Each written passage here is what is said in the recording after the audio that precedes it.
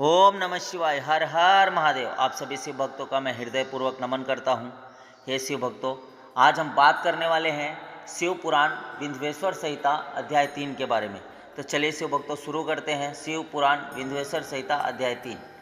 हे शिव भक्तों, शिव पुराण के विंध्येश्वर संहिता के अध्याय 3 में श्रवण, कीर्तन, मनन आदि साधनों की श्रेष्ठता के बारे में बताया गया है, उसके बारे में समझाया गया है। हे शिव भक्तों, व्यास जी कहते हैं, सूत जी के वचनों को सुनकर सभी महर्षि बोले, भगवान आप वेद तुल्य अद्भुत एवं पुण्यमय शिव पुराण की कथा सुनाइए।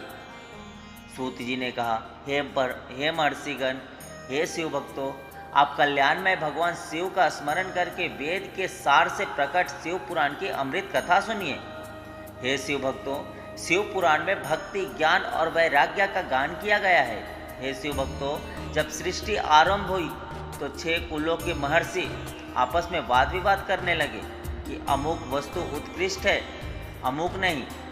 अब इस विवाद ने बड़ा रूप धारण कर लिया तो सभी अपनी शंका के समाधान के लिए सृष्टि की रचना करने वाले अविनाशी ब्रह्मा जी के पास जाकर हाथ जोड़कर कहने लगे, हे प्रभु, आप संपूर्ण जगत को धारण कर उनका पोषण करने वाले हैं। प्रभु, हम जानना चाहते हैं कि संपूर्ण तत्वों से परे परात्पर पुराण पुरुष कौन है।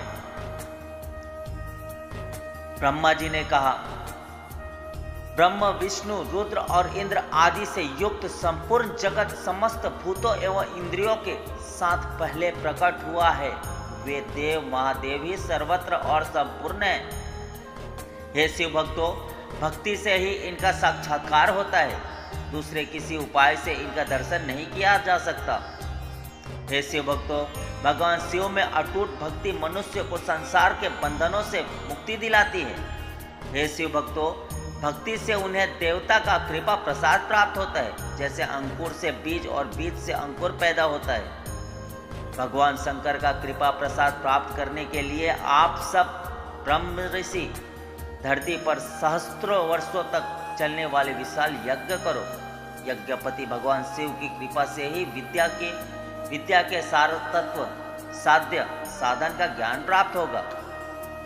हे शिव भक्तों, शिवपद की प्राप्ति साध्य और उनकी सेवा ही साधन है, तथा जो मनुष्य बिना किसी फल की कामना किए उनकी भक्ति में डूबे रहते हैं वही साधक हैं। हे शिव भक्तों, कर्म के अनुष्ठान से प्राप्त फल को भगवान शिव के श्री चरणों में समर्पित करना ही परमेश्वर की प्राप्ति का उपाय है, तथा यही मोक्ष प्राप्ति का एकमात्र साधन भी है। हे शिव भक्तों, साक्षात महेश्वर ने ही भक्ति के साधनों का प्रतिपादन किया है। हे शिव भक्तों, कान से भगवान के नाम, गुण और लीलाओं का श्रवण वाणी द्वारा उनका कीर्तन तथा मन में उनका मनन शिवपद की प्राप्ति के महान साधन है, तथा इन साधनों से ही संपूर्ण मनोरथों की सिद्धि होती है। हे शिव भक्तों, जिस वस्तु को हम प्रत्यक्ष अपनी आंखों के सामने देख सकते हैं उसकी तरफ आकर्षण स्वाभाविक है, परंतु जिस वस्तु को प्रत्यक्ष रूप से देखा नहीं जा सकता उसे केवल सुनकर और समझकर ही अपनी प्राप्ति के लिए प्रयत्न किया जाता है। अतः श्रवण पहला साधन है। हे शिव भक्तों, श्रवण द्वारा ही गुरु मुख से तत्व को सुनकर श्रेष्ठ बुद्धि वाला विद्वान अन्य साधन, कीर्तन और मनन की शक्ति व सिद्धि प्राप्त करने का यत्न करता है। हे शिव भक्तों, मनन के बाद इस साधन की साधना करते रहने से धीरे धीरे भगवान शिव का संयोग प्राप्त होता है और लौकिक आनंद की प्राप्ति होती है। भगवान शिव की पूजा, उनके नामों का जाप तथा उनके रूप गुण विलास के हृदय में निरंतर चिंतन को ही मनन कहा जाता है। हे शिव भक्तों, महेश्वर की कृपा दृष्टि से उपलब्ध इस साधन को ही प्रमुख साधन कहा जाता है।